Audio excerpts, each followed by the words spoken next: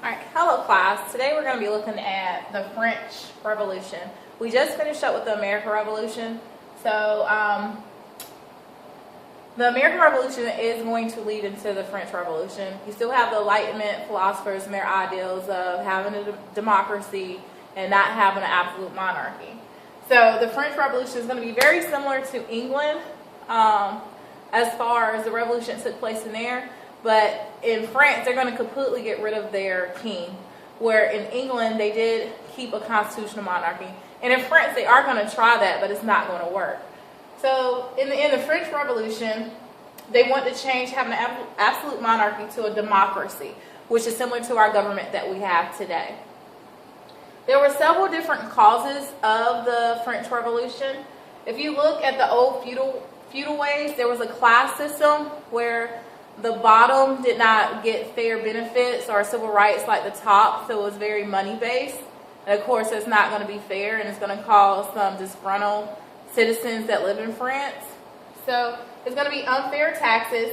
They did not, and the next bulletin board will show the 3 estates, but the top 2 did not get taxed at all.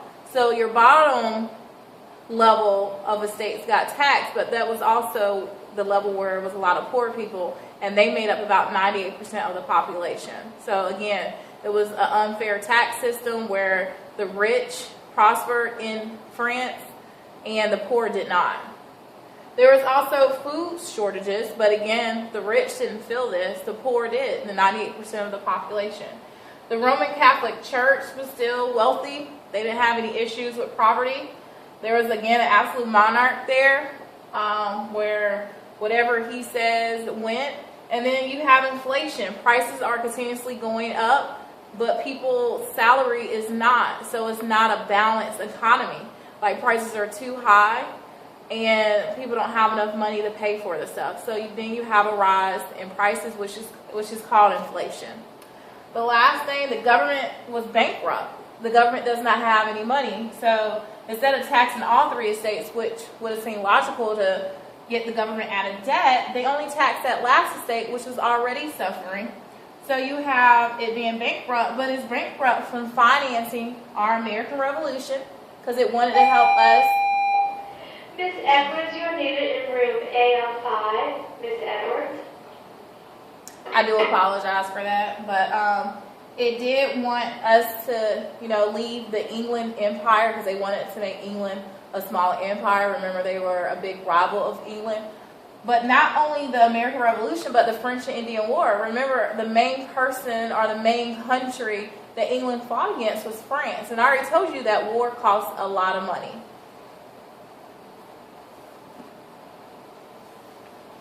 So who was the king during this time? Louis XVI. And he was married to Maria Antoinette, which she's from Austria. Their line of absolute monarchs. And so you have him as the Bourbons, that descendant. Under the old regime, the top level is going to be the estate clergy. The second estate is going to be the nobles. And then your third estate is going to be the peasants. So the clergy and the nobles, they never paid taxes, but the peasants did. And they made up 98% of the people. Voting was not fair. Each estate was given 1 vote. So if you think about it, your first estate and your second estate is probably going to agree with each other versus the third estate. So the third estate always was outvoted on issues. But again, they make up 98% of the population.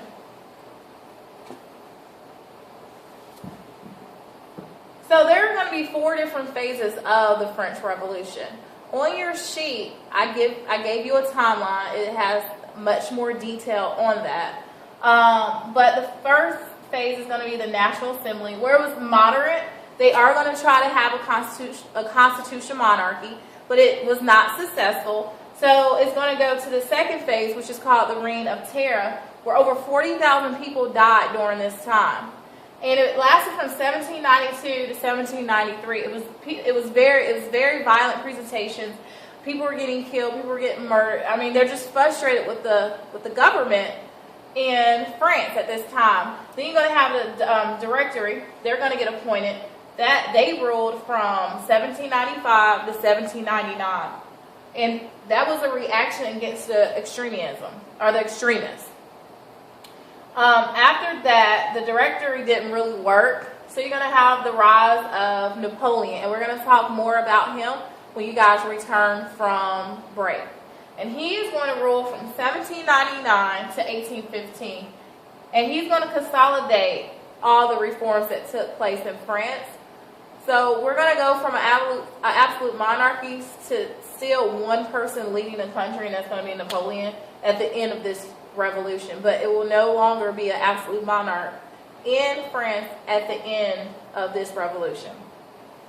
So let's look at the timeline of events. If you look to the back of your paper, I do put the timelines of events, and it's much more detailed in the timeline of each date than I put on the board, but this I just want to give you an overview. We're going to talk more about it in class 2 and do more class activities when you guys get back from being tracked out. So let's look at the beginning. In June 17th, the third estate, which is made up of the peasants, they are going to form a national assembly. The peasants are going to say, look, we want to own land. It's not fair that only the wealthy get to own land. The city workers are going to want higher wages, and they're going to want to work. They're going to want better working conditions. And the bourgeoisie, they are going to want a voice in government, because at this point, only the clergy and really the king, if anything, has the final say-so on what goes on in government.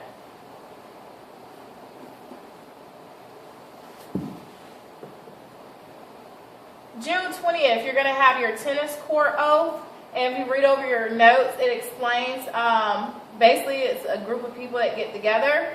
Well, it's a huge mob that gets together. And they're upset with what is going on in France, and they want changes to be made in the government. In July 14th, you're going to have a mob of 800 storm the Bastille. And this is where all the nobles are located at. This is where the king and queen is at. And they're going to have to actually flee at this time. And this is when it actually begins, the revolution. Feudalism is abolished, so you don't have a class system anymore. In late August, there's going to be a Declaration of the Rights of Man and Citizen. And this is going to be very similar to our Declaration of Independence. Very, very similar. And they're going to actually use that document to write the Declaration of Rights of Man and Citizen. So if they use that document, they're also going to look at Enlightenment philosophers to help them write that document. And then the Constitution of 1791 is, we are going to switch to a constitutional monarchy officially. So they are going to let the king and queen rule, but they have to rule under certain rules. Well, keep in mind, the queen is from Austria. They're going to send a declaration of Pünitz, which says, look, France, you need to return back to an absolute monarchy and put them back in charge. So another country, Austria, is going to demand France citizens, which is really the third estate, is 98% of them, is going to demand that they return them back to power. That's not going to happen, especially when the majority of the population don't even want an absolute monarch. So that was kind of ironic that they would send something like that.